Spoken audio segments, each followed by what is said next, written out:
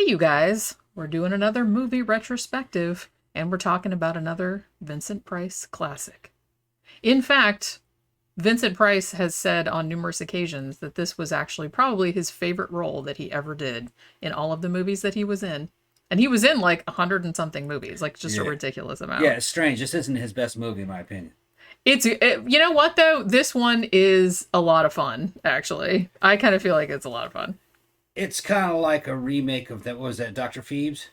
The Abominable Dr. Phibes. I guess it's Phibes. It's similar to that. Yeah, which came out a couple years before this one. Yeah. And a lot of people have said that too, but this one is much campier, much more overtly comedic, and also much gorier. Yeah. I remember Dr. Phibes being kind of gory, but this one is like way, way, way gorier. Dr. Phibes had a little bit more of a better color palette. It was a little more extravagant, higher budget. But I can see how he would like this one, though. I mean, it's a little more... like I said, it's funny, but it's more almost like a slasher. Oh, yeah, big big time. Slashers type gore effects. I was actually surprised by how gory this was. Yeah. And it's kind of sardonic, you know? Yeah, it's definitely like it's definitely a black comedy, and it's definitely kind of like... But yeah, so this is called Theater of Blood. Dermot, one of our British patrons, actually sent me an Amazon gift card to purchase this with. He was also the same guy that sent the money for Brimstone and Treacle, which we also reviewed. So we're finally getting around to talking about this one. And I think the Blu-ray that I bought also has another Vincent Price movie from Whisper to a Scream on it. So we might end up doing that one eventually as well. But like I said, so this one comes out in 1973, and it's directed by Douglas Hickox. And stars, I mean, pretty much all of your big British character actors at the time were in this fucking movie. I mean, it's like a who's who of this time period. And it's a lot of like classical actors and stuff. But the main part, Vincent Price, he's the main guy. And then his daughter, Edwina, is played by Diana Rigg, from Avengers. Yeah. So, and among zillions of other things. Because she was in a Bond movie too, right? Wasn't she in On Her Majesty's Secret Service? I kind of feel like. I didn't see that one. I kind of feel like she was probably in that. This also has Diana Dors in it. Like, I think this was kind of like past her heyday, I suppose, but she's just like in one scene, I think, where she's getting a massage that looks like sex with Vincent Price. Yeah. It's a long story. This is the only movie I've ever seen where Vincent Price pretended to be gay. He does a really good gay.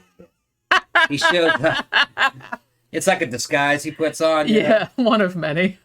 One of many. He goes into like his 70s cool dude outfit with a big old fro, big old perm on his head, and he's got his daughter dressed up like a boyfriend. And they just pretend to be a gay couple and shit. And he's fucking awesome as gay. I mean, you just have to see it to believe it. You're like, wait, but this is Vincent Price, right? He's just being gay as hell. It works, though. You can tell that he was just having the time of his fucking life making this movie. Yeah, he was having fun. He got to play all these roles. He's playing a serial killer, a Shakespearean actor. And, whoever gives him a bad review, he's going to kill you. And he's gonna be impersonating somebody else when he does it because he's an actor, so he's gonna kill you with his acting.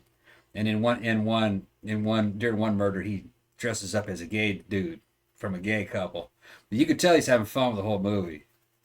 Yeah, and like I said, I think that's why, I mean, both him and Diana Rigg said this was like one of their favorite roles. And I mean, Vincent Price, this was his favorite movie that he ever did, because I think the thing with Vincent Price was that he had a long and storied career. People still talk about him to this day. I mean, he was working up until he was very, very old. He was in like Tim Burton movies and stuff, like he was in Edward Scissorhands and stuff.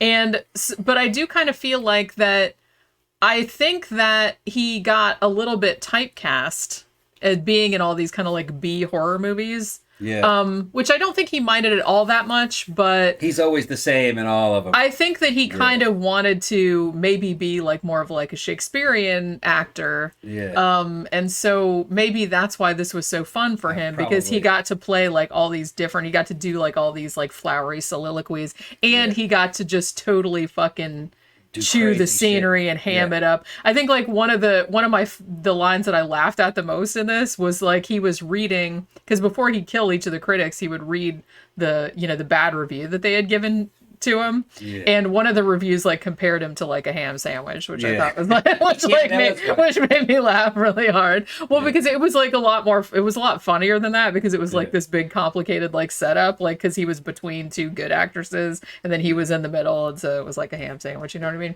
So that like made me laugh a lot. I can see why he liked this movie the best.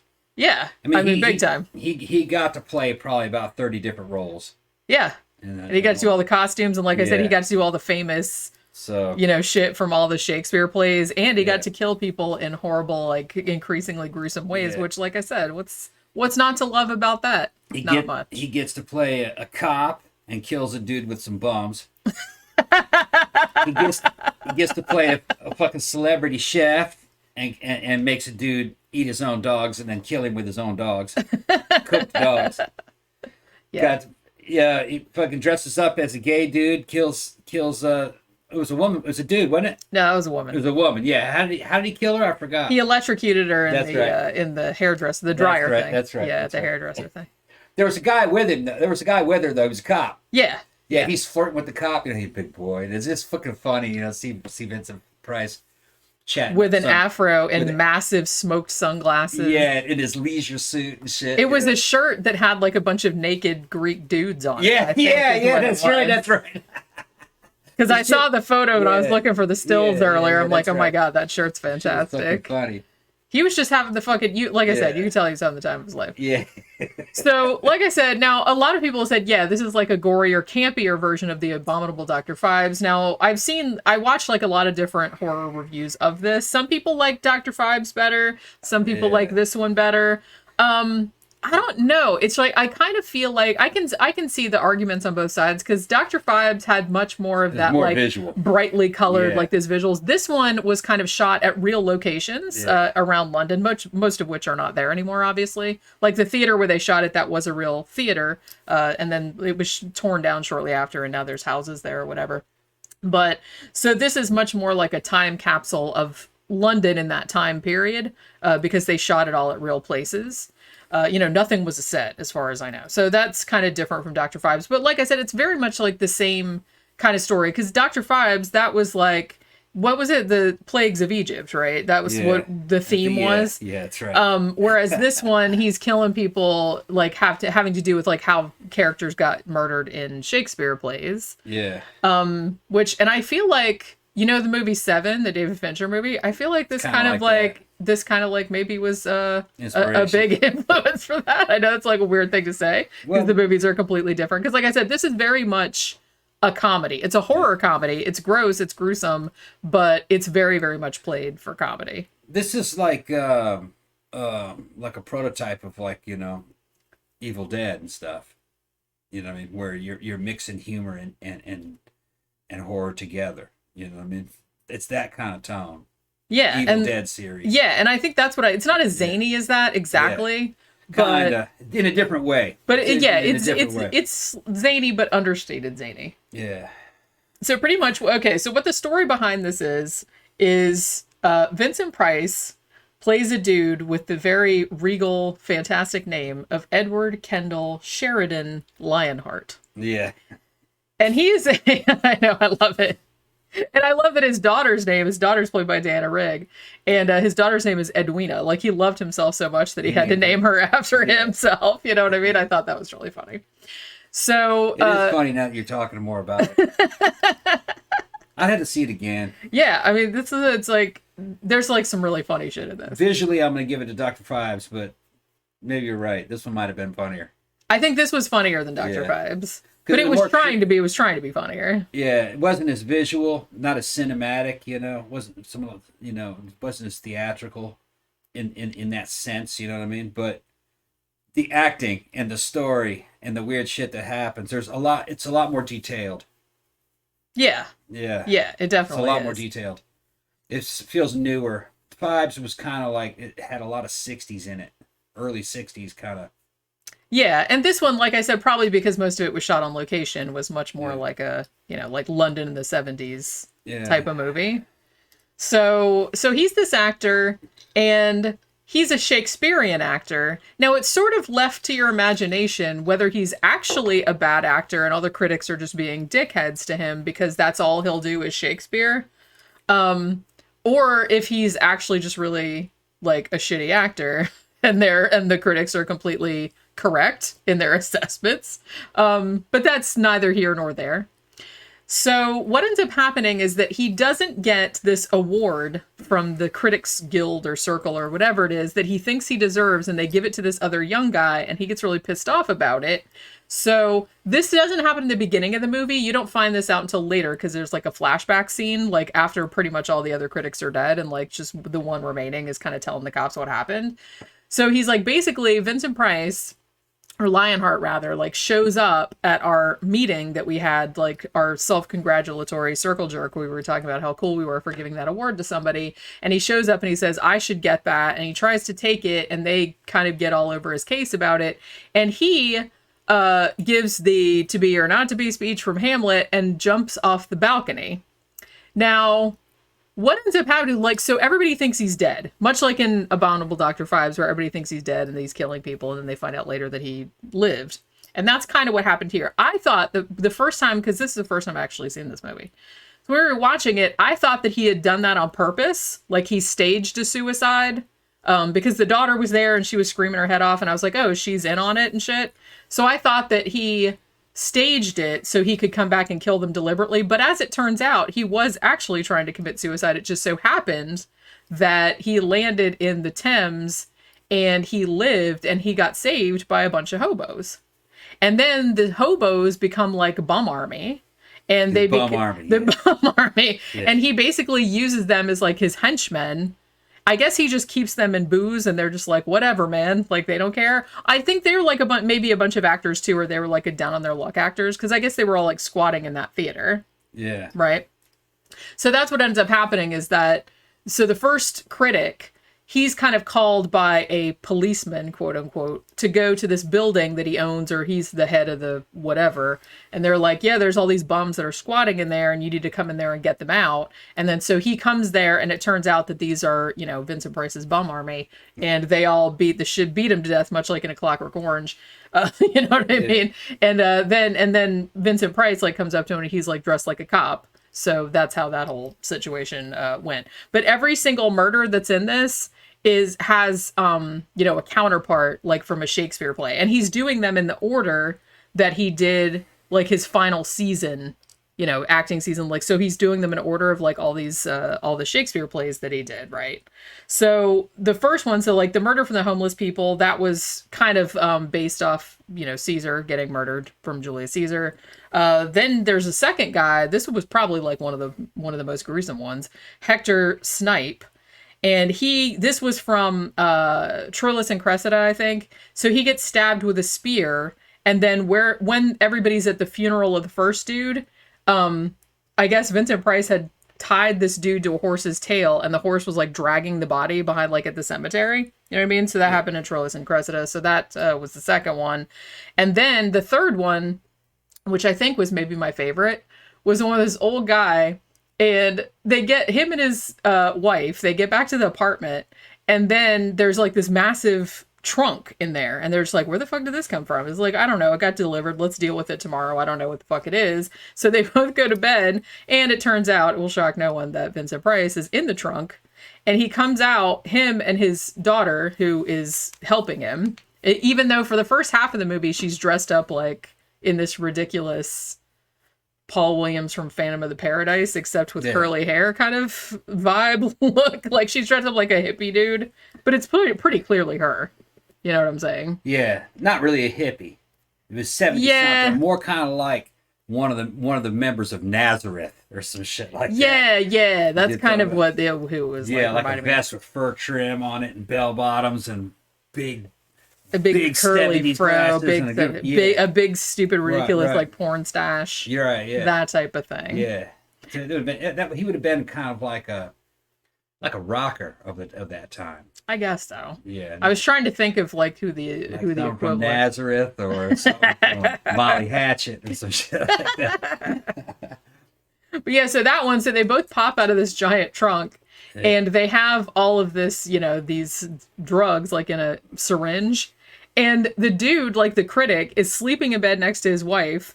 And they pretty much like stick the syringe in her butt, like to make her fall asleep. And then they have this big fucking rubber sheet and they put it around this dude and they just proceed to surgically like cut his head off. Like while the wife is sleeping there, and they're cutting the head off, and the wife keeps going, "Stop snoring!" And it's like, so like I said, this is a comedy. And then they leave the head like on the milk bottle in front of one of the other critics, kind of things. But I guess that was from Cymbeline, right? Because like somebody finds their husband's head in bed next to them or something like that. And then there's the next one is the guy that gets his heart cut out. That was kind of like the pound of flesh thing. Shylock doing that in Merchant of Venice. Then a dude gets drowned in a barrel of wine. That was like from Richard III. And then in one of the most ridiculous and yet still awesome scenes, he attempts with one of the critics that actually ends up living till the end because he's kind of the hero, even though I don't know if I'd call him that. But that dude's name is Devlin, and he's reenacting the fencing scene from Romeo and Juliet. So they're in this gymnasium and they're fencing, and there's all this like gymnastic equipment and trampolines and stuff, and they're fencing and jumping up and down on the trampolines and like slashing at each other and stuff. It's like so fucking hilarious. Again, I laughed my fucking ass off at that as well. And then one of the other guys, he pretends that he's a massage guy, and he goes to this other critic's house and like massages the wife, but in a way that makes it look like he's fucking her because he knows that her husband is super jealous and that he'll end up killing her and then he'll go to prison and he'll die in prison. So that kind of works out the way he wants it to be, which is kind of nice. And then the critic that we were talking about before that gets where he dresses up like the campy gay dude and puts that woman in the chair, like in the dryer, and electrocutes her. I think that's supposed to be from like Joan of Arc, you know what I mean? That was from Henry VI, that play. Interestingly, the woman that got electrocuted, like one of the critics, that was Coral Brown. And Vincent Price and Coral Brown met on this movie, and they got married like a year later. Vincent Price was already married when he met her, but I guess he fell in love with her and then he divorced his other wife. Like he was married 3 times, I think. But he was married to Coral Brown. I think she died in the 90s, and so he was married to her until she died. But the wife previous they were married for 23 years, and I guess he met Coral Brown, and he's like, yeah, bye. But yeah, that's how that worked out. And then, in probably the most upsetting killing, you got the one dude who's like this super, super flamboyant guy. He's like got all the pink suits and everything. And for the whole movie, he's been carrying Uncle Arthur of the movie. Yeah, he definitely is. And like so the whole thing, he's been carrying out these 2 like little poodles, like his babies. That's what he calls them. And because in Shakespeare's most hardcore and fucked up and gory play, Titus Andronicus, there's a scene where one of the characters eats her own babies in a pie. So guess what happens to these poor little poodles? Yeah. They get cooked and put into a pie, and he eats them, not really knowing it's the dog. And then they basically, I mean, at this point, like, don't they make it like it's like a cooking show? Yeah. Like, it's a cooking show. Like, it's a cooking show, and he's like, oh, we're making you this thing, and we made you this pie. You can't tell it's the dogs. They just reveal it later. And then they do kind of like where they start forcing food down his throat. Yeah, they stuff it. Yeah. Which, again, that kind of reminded me of Seven. See, I think maybe that's where they got the idea for Seven, where it's just like, making that guy eat everything until he fucking died. It would be easy to see how movies like this went on to like I said, inspire Seven. Yeah. Yeah, I mean, it's because it's the same concept. Pretty much the same formula. Where it's like a serial killer that's basically taking, hey, I'm going to kill people in the manner of yada yada. Like I said, so, Dr. Phibes, it was Plagues of Egypt. This one, it's Shakespeare plays. And then in Seven, it was 7 Deadly Sins, which I'm amazed nobody actually even thought of. Not that I know of. But yeah, so Devlin, the last one, the last critic, he gets kidnapped and they're going to put his eyes out, like King Lear. So, but they have this whole contraption like set up or whatever. And so it turns out then, I think at this point, because it's funny, there's like a bunch of cops kind of following her because they don't really twig on to the fact that Lionheart is still alive because he's got like a whole big fucking memorial grave and everything like that. So for a while, I think they're thinking that the daughter is the one doing it. This isn't like, it's not super clearly delineated, but I think that the cops are like suspicious of the daughter, which I guess they have a right to be because she is helping him. So like she'll wear disguises and like lure people to various places where they get horribly murdered and stuff. So, but how that ends up happening, so she's the one that lures Devlin back to this thing, and they're doing King Lear. Like I said, they're going to put his eyeballs out, but then like the contraption gets stuck, and then it turns out that like Vincent Price just ends up burning the whole fucking place down, which actually looked real. Which, well, like I said, I think that building that they filmed it in, I can't remember what the name of it was, the Putney Hippodrome or something like that. Like it was an old abandoned theater that they shot in, and I think that they were going to tear that down anyway. So maybe they just told him, hey, burn it down. We don't give a shit. You know what I mean? Because at the end, it really did kind of look like they were burning the shit down. But so the end is very like King Lear, because the daughter gets killed and he ends up like burning the fucking shit down. And then he like falls off the fucking top, or he crashes through the ceiling or whatever. So there's that kind of whole thing going on. But yeah, this is, if you really liked, you know, Dr. Phibes, but you wanted to see something that was funnier, gorier, and also like more in a modern setting, I guess, if you want to say that. Because I mean, Dr. Phibes wasn't set a long time ago. It was just more of like a fantasy type setting, I guess. Dr. Phibes really reminded me a lot of Phantom of the Paradise, which is, I don't know if you guys ever seen it. It was an old rock opera. It kind of had a fantastical color palette to it. Yeah. Real bright, you know. It's a trip. It's psychedelic. Yeah. You know. So I would give it to Dr. Phibes visually. But this one is real close. It competes with it in a different way. It's more about story, acting, humor, the dialogue and stuff. You have Vincent Price just acting fucking crazy through the whole thing. Like I said, you can tell he is having a fucking ball with this, because he gets to play all these different like Shakespearean roles. He gets to wear all these crazy costumes and outfits, and he just gets to like fucking. They probably told him, they're like, Vincent, just fucking go to town, right? And he did, and he looks like he's just having a fucking ball. I'd probably put them on par with each other. Yeah, they're just different. They're different. It's like, you know, the stories are very similar. I think even in Dr. Phibes, he had like a young woman that was helping him out, right? So yeah, it's a very, very similar concept. I was going like, this is like Dr. Phibes. Yeah, and well, you know, everybody pretty much says that. They knew that too, why they were doing it. Yeah. And some people, I was watching one of my favorite horror guys, who's like a British dude named Grumpy Andrew, who's actually not grumpy. He's actually a lovely person. But he does a lot of British horror because he's British. And he was talking about this, and he said that he kind of considers this, because they did make a sequel to Dr. Phibes called Dr. Phibes Rides Again, or He Does Something Again.